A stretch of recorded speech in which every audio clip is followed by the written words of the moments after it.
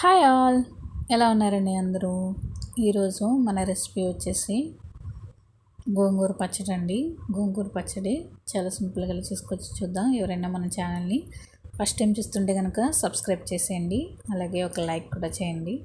ముందుగా మనం గోంగూరని బాగా కడుక్కుని ఇందులో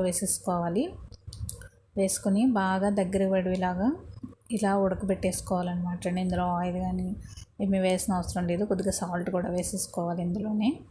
అలాగే ఒక 4 టేబుల్ స్పూన్ల నువ్వులు, అలాగే ధనియాలు, జీలకర్ర, ఎండుమిర్చి, వెల్లుల్లిపాయలు వేసుకుని ఫ్రై చేసుకుని ఇందులో వేసుకుని బాగా మిక్సీ పట్టేయాలి. మిక్సీ పట్టిన తర్వాత మనం గోంగూర కూడా ఇందులో వేసేసుకొని మళ్ళీ మిక్సీ పట్టేసుకుంటే అయిపోతుందండి. మనం తాలింపు పెట్టుకోవడానికి ముందుగా ఆయిల్ వేసుకుని అందులో ఆవాలు, శనగపప్పు, అలాగే మినప్పప్పు, కొద్దిగా కరివేపాకు, అలాగే ఎండుమిర్చి కూడా వేసేసుకుని ఇలా బాగా ఫ్రై అయిపోవాలి. ఫ్రై అయిపోయిన తర్వాత మనం ముందుగా మిక్సీ పట్టుకున్న పచ్చడి ఉంది కదండి, అది కూడా ఇందులో వేసేసుకుందాం.